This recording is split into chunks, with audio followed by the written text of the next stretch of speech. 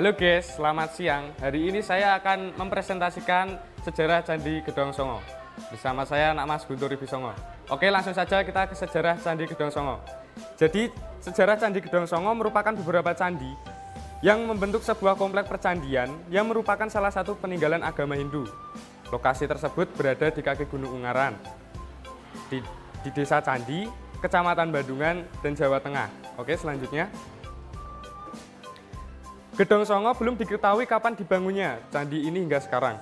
Bahkan para arkeolog pun belum bisa memecahkan masalah ini.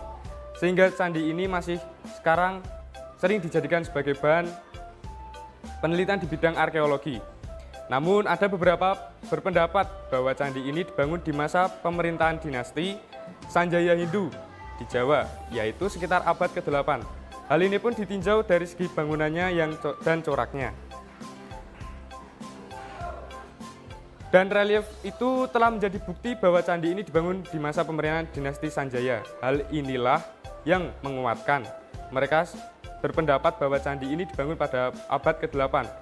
Belum ada yang memastikan, bahkan tahun pembangunan candi ini pun dikonvensionalkan oleh beberapa ahli. Oke, selanjutnya. Dan fungsi Candi Gedong Songo tersebut adalah sebagai tempat peribadahan untuk umat agama Hindu. Karena tempatnya yang berada di lereng Gunung Ungaran, sehingga tempat itu cocok untuk para umat agama Hindu. Oke, selanjutnya. Sekarang kita akan memasuki karakteristik masing-masing Candi Gedong Songo. Yang pertama ada Candi Gedong 1, seperti ada yang digambar tersebut. Candi Gedong 1 ini merupakan salah satu candi yang terbentuk utuh di antara candi-candi lainnya di kompleks Candi Gedong Songo. Dan berbentuk persegi panjang, ukuran tidak terlalu besar, tinggi sekitar 4-5 meter.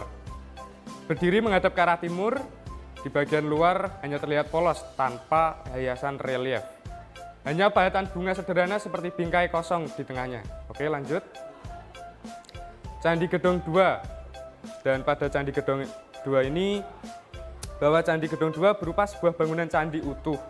Karakter dari Candi Gedong ini adalah candi ini berdiri kokoh di atas bujur sangkar dengan luas 2,2 meter dan tinggi 1 meter. Di atas batu terdapat selasar candi selebar setengah meter mengelilingi candi. Terdapat tangga di depan pintu masuk Candi Gedong 2. Di bagian atas pintu terdapat hiasan pahatan kalamakara yang menjorok keluar sepanjang 1 meter. Candi ini menghadap ke timur. Di bagian luarnya terdapat relung atau ceruk kecil yang terdapat sebuah arca. Relung tersebut disambut dengan 2 kepala naga. Bagian atap terlihat reruntuhan bangunan dan juga terdapat bangunan candi kecil, yaitu Candi Perwara yang berfungsi sebagai penjaga Candi Gedong 2. Oke, selanjutnya kita ke Candi Gedong 3. Dengan Candi Gedong 3 ini sama dengan Candi Gedong 1 dan 2. Candi Gedong 3 ini terdapat 3 buah bangunan besar. 2 candi berada di sederet menghadap timur, dan yang 1 candi kecil itu menghadap ke bagian barat. Kedua candi utama memang serupa dengan Candi Gedong 1. Perbedaannya adalah adanya relung di pintu masuk yang terdapat arca Siwa yang berdiri dengan gada panjang di tangan kanannya. Pada dinding candi utama terdapat beberapa relung yang terdapat Ganesha dan Durga bertangan 8. Candi kecil di depan kedua candi utama fungsinya sebagai tempat penyimpanan yang bentuknya seperti Candi Semar. Oke, selanjutnya. Di Candi Gedong 4 ini merupakan sebuah candi besar yang dikelilingi oleh reruntuhan candi kecil yang merupakan Candi Perwara. Karakteristik pada Candi Gedong 4 adalah sebagai berikut. Candi ini merupakan candi yang serupa dengan Gedong 2. Dengan batu setinggi 1 meter dan selasar yang mengelilingi seluas setengah meter. Candi ini menghadap ke arah timur juga, terdapat tangan di pintu masuknya, dan di pintu tersebut terdapat bilik penampil tanpa arca yang menjorok sepanjang 1 meter. Di bagian luarnya juga terdapat bilik penampil dengan relung yang berisi arca namun sudah rusak. Oke, selanjutnya.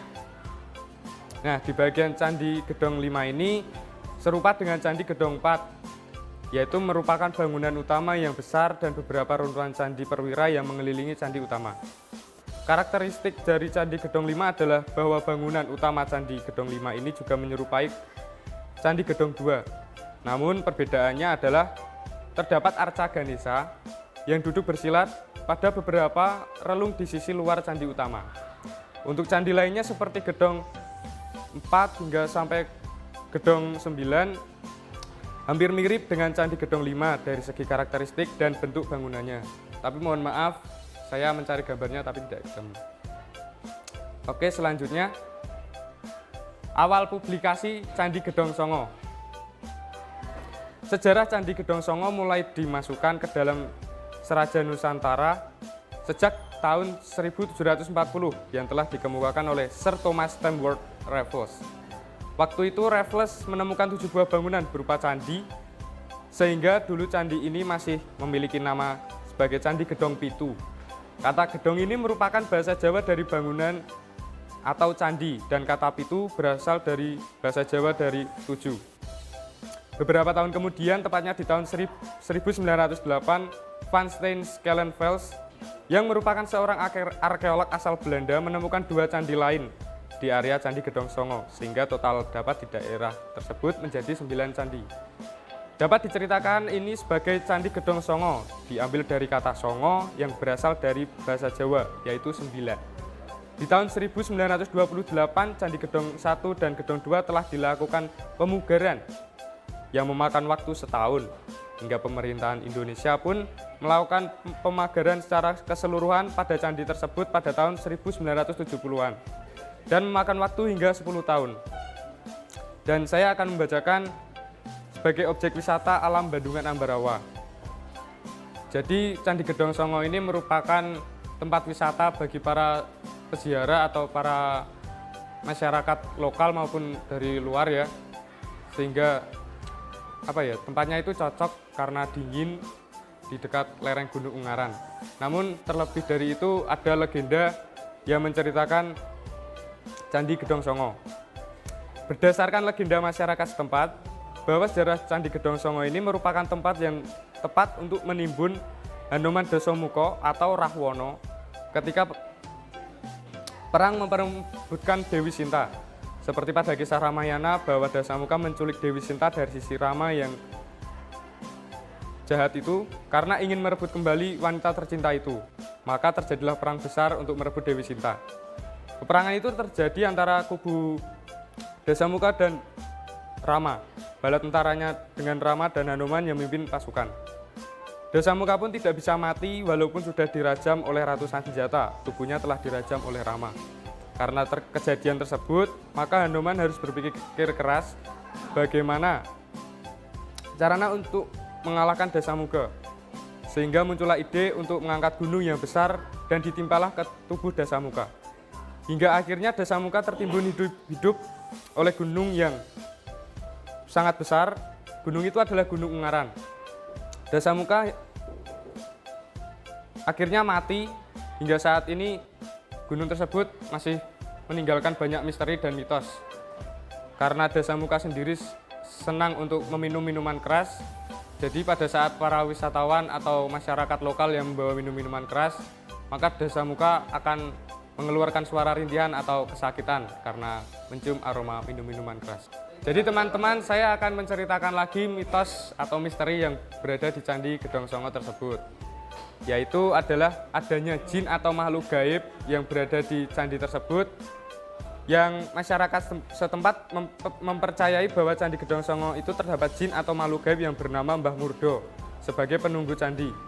Dan masyarakat setempat mempercayai bahwa bangunan ini adalah Ratu Sima sebagai persembahan pada dewa-dewanya. Di setiap Ratu Sima mengalami masalah, setiap Ratu Sima menghadapi masalah, Ratu Sima selalu bersemedi di candi tersebut untuk mendapatkan pencerahan dari para dewa.